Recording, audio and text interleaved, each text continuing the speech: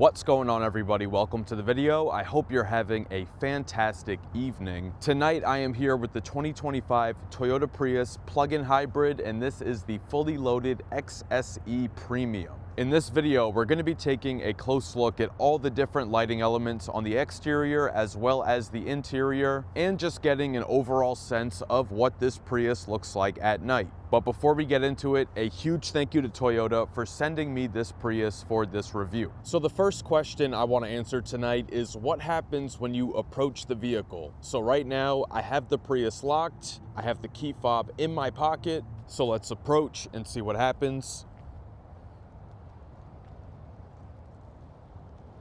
Okay, I come up to the driver's side door. You can see the dome lighting on the interior comes on, but that's it. Nothing else happens on the exterior. This does not have power folding mirrors, so those don't come out. The headlights don't come on, the tail lights don't come on, so just the interior lighting. Touch the back of the door handle. There's a new chime that Toyota uses. Sounds nice. You open the door up, then you can see the ambient lighting on the interior, but still when you have the lights in automatic mode, nothing comes on in the front or in the rear. So now real quick, I'm gonna get in, start it up, and then we'll take a look at the exterior.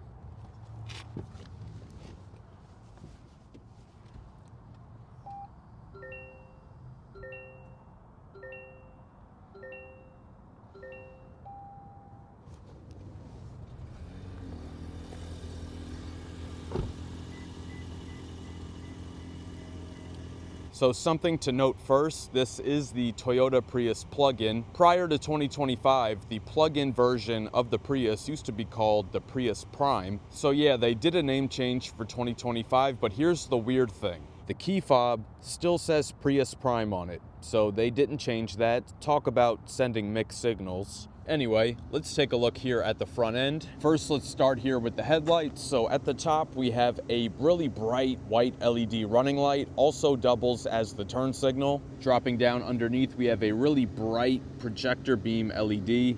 As you can see, super bright. We have another small running light inside the housing right there. And then down at the very bottom, we have another running light. You would think maybe that's a fog light, but it's actually not. That is just another running light. The Toyota logo sits right here at the end of the hood. It's not like a full-on chrome. It has a slightly duller finish to it. Still somewhat shiny, but I think it looks better than just straight up shiny chrome. Dropping down, the openings, they're very small. We have one here at the top. In the middle, we have the housing for the radar sensors. You can see there's a forward-facing camera on there. This piece right here is for mounting a license plate, but this one has no front plate. And then dropping down to the bottom, we have another opening going all the way across, a little bit of flat silver trim going around that opening, and some gloss black going around that. Off on the side, we have an amber-colored reflector, and we have a little marker light inside that runs parallel to the wheel arch. It's just a good thing to have there to be able to be seen from the side. And here is what the turn signal looks like when it's turned on. You can see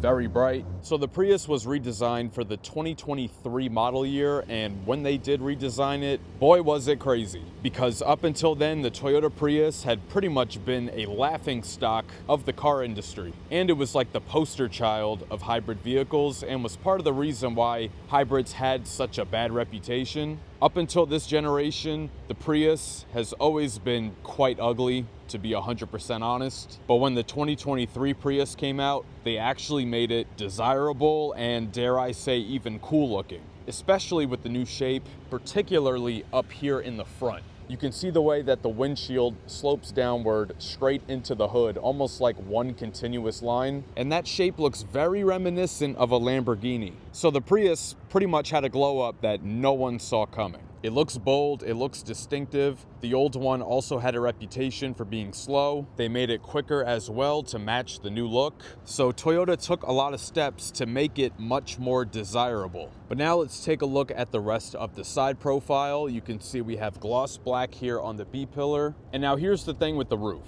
On the XSE Premium, it comes stock with a fixed glass roof, but the thing is, on this one, we have an optional solar charging roof. So we have solar panels here on the roof. That is a $610 option, and in terms of the charging efficiency, for every 24 hours this vehicle is left in direct sunlight, it adds about 1 to 2 extra miles of electric range. But the thing is that now that we're in the fall going into winter, there's fewer and fewer hours of daylight every day. So to me, having the car add an extra mile or two like every 3 days just isn't worth it to me. I would much rather just have the glass roof that I can look out of. But one thing I am glad that they did do is that they blacked out this portion here in the back, so it's all seamless from the hood all the way into the back. And now for the mirrors, you can see gloss black on top, but they are not power folding, and they don't have turn signal indicators either. Color match paint on the door handle. This color is called Guardian Gray. I think it's a pretty nice color. We have gloss black going around the wheel arches, not flat black, so I am happy to see that. Here on the back door, you can see they actually have the door handle hidden in the D-pillar. So instead of it being right here like the one up front, they tucked it into the D-pillar. Just makes it look a little bit more interesting. And then just like that reflector we have there in the front, we have a red one here in the rear, also with a marker light. And just above that, here on the right side, we have the charge port. This uses a J1772 port. On a level 1 charge, it takes about 11 hours, and on a level 2 charge, about 4 hours. And then to make it look symmetrical, they put the gas cap in the same spot, but on the left side. And now let's take a look here at the wheel and tire setup. This is a 19-inch two-tone wheel. So we have gloss black with machined finish aluminum alloy. This is riding on Toyo Extensa all-season tires. And now here's the thing, the size, the width is 195. It has a 50 series sidewall, but 195, that is an incredibly skinny tire. If we want to compare this to a competitor like the Honda Civic comes standard with 215 width tires, and then the upper trim levels get a 235. So with this Prius plug-in being fully loaded, only having 195 millimeters on the width of the tire, you can imagine that could create some traction issues, and well, yeah, it does. And now let's check out the rear. So you can see we have one LED light bar going all the way across, and we have our LED turn signal there in bright amber. Small little Toyota badge tucked there at the top, Prius spelled wide across, and a very small XSE badge at the top right, and the Beyond Zero plug-in hybrid electric vehicle badge. The license plate is located down at the bottom of the bumper, and we have 2 bright white LED lights that illuminate the plate, and 2 reflectors in the back too. As far as the rest of the lighting in the rear, here you can see the tail lights. Now I'm hitting the brake, you can see the brake lights and the third brake light. And when I throw it in reverse, now you see the reverse lights as well. This Prius has a very nice fastback design. That's been common with a lot of sedans recently, but this still has a traditional hatchback. And it also has a power liftgate, so we press the button and up it goes. So here in the back, we have this optional cargo cover to hide everything you have underneath. We also have the carpeted mat here that says Prius. As far as lighting, there's only one light off to the right. It is a white light instead of yellow. You can see I have some stuff in here. I have my tripod, I have my 2 shopping bags. Underneath the floor, we have our charging cable, but unfortunately, as common as it is for hybrids, we do not have a spare tire. Off to the left, we also have a 120 volt outlet with a third prong. So the way you see it like this, there's 20.3 cubic feet of storage, and then once you fold down those second row seats, it goes up to 26.7. But the power liftgate is very convenient.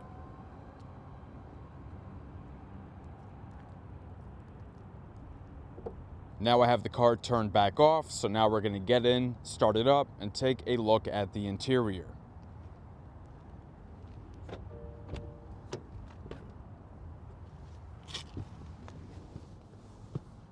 Start button right there.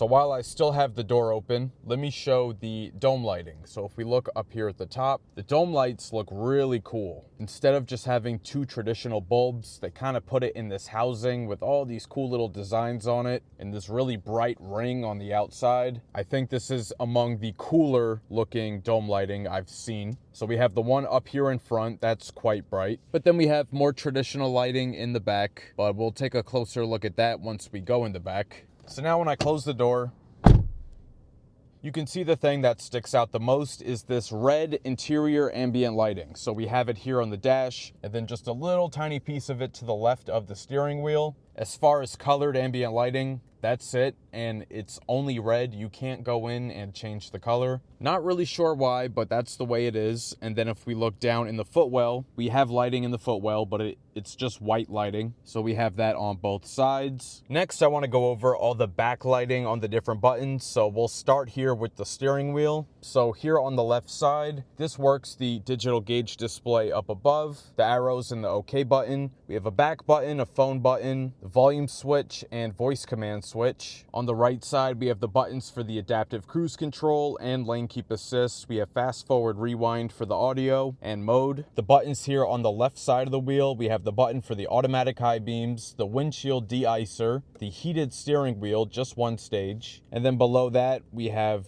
the gas cap, the hatch release, and this is the button for the 120 volt outlet in the cargo area. Got the door open now because it's a little hard to see, but we do have memory seating for the driver's seat, 2 memory settings. And then we have the lock switches, the window switches, and the mirror adjustments. Those all have backlighting as well. Then to the right of the wheel, we have the parking assist and the camera view. And then in the center, we have our climate controls, and they are physical buttons, which I do love to see. One thing though with this is that it's only a single zone climate. It's not dual zone, so that's really odd to me considering that this is technically, you know, fully loaded. This is a top trim level. The way this car is equipped is just under $44,000, so single zone climate really shouldn't be. Dropping down, you can see we have 2 USB-C ports and they are illuminated, so you can see them very well at night. We have the drive mode selector here, brake hold, traction control, electronic parking brake, and then your EV and hybrid modes. This does have up to 40 miles of pure electric range on a full charge, so there is limited possible use of a full EV mode. Inside the center console,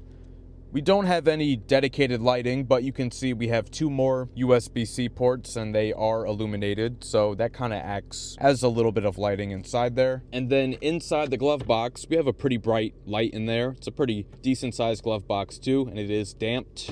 It doesn't just fall straight down. Now I want to shift the focus here. This is a 7-inch digital gauge cluster, and I take issue with it. I really am not a fan of this screen. Number one, the size. Toyota and pretty much all their other vehicles use a 12.3 inch screen, and it can show a ton of information. It's usually divided into 3 zones. This is fixed just like this. You can't really customize it. You can really only customize this half of it on the side. You can show tire pressure, your safety systems. You can put your audio information, your adaptive cruise. And then on the right side, you have your power gauge, your range, your fuel, speedometer. So sure, it can show some things, but it's very tiny. And then my other issue is the placement.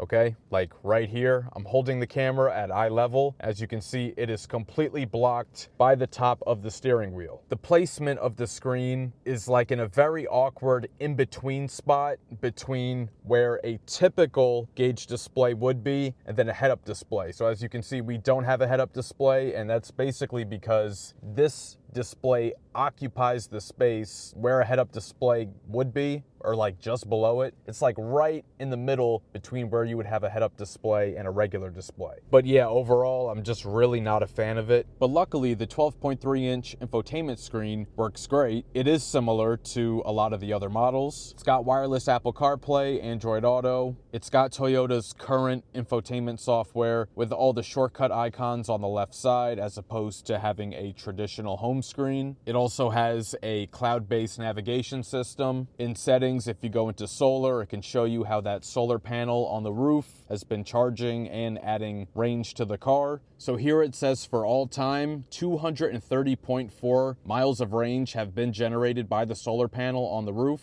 The manufacture date of this car is February 2025, and it's currently October. So in 8 months, it has generated 230 miles of range. You can also set a charging schedule for, if you have your vehicle plugged in at night. That way it can start and stop charging at a certain time so that there isn't excess charge wearing down your battery. I think those are all good things to have. If we throw it in reverse, we have our backup and 360 camera. We have a wider viewing angle there. We have distance markers and trajectory. And then if I hit the camera button over here, you can see we get that typical like egg-shaped Toyota 3D system. If I put it in drive, it only works at very low speed. I think once you hit 5 or 10 miles an hour, it goes off. But if you're maneuvering in a tight space or whatever, this is useful for that. It's not my favorite 360 camera system, but it does a decent job. I have the dome light back on because I just want to show the seats here real quick. These seats are made of Syntex, so that is synthetic leather. Real leather is not available. But on this XSE Premium, we get these red accents that look pretty cool. The seats in the front, they are heated and ventilated. It has a perforated seating surface. They are quite comfortable. So despite the fact that they are not real leather, they are still pretty comfortable. And also for an extra $350, we have heated seats in the back. They're not ventilated, but they are heated. Also optional is the digital rear view mirror. So that does not come standard. That is an extra $200. To me, it's crazy to have a digital rear view mirror, but single zone climate, but I've digressed. We also get a wireless charger, and as you can see, the phone sits in a slot on its side. Now, this phone here is my old iPhone 13. The phone I'm filming on right now is my 16 Pro, and that's my main phone. I could not get this phone to work in the wireless charger. The 13, it does. The 16 Pro, it did not, and I tried flipping it the other way, taking it out of the case. So in my week with this car, that was very frustrating. I could not get the phone to charge, so I had to bring a wire in order to charge it, so that was annoying. I've never had an issue with any other Toyota wireless chargers, so I was a bit disappointed. This XSE Premium also has the 8-speaker JBL audio system, so let's take a quick listen.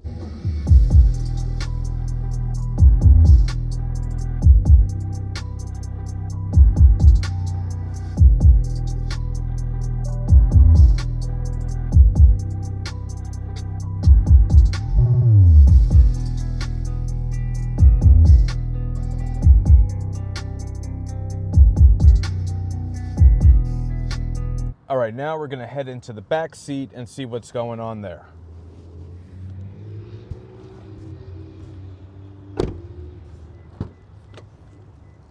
Okay, so you can see the dome lighting come on as soon as you open the door. We have 2 small lights there at the top.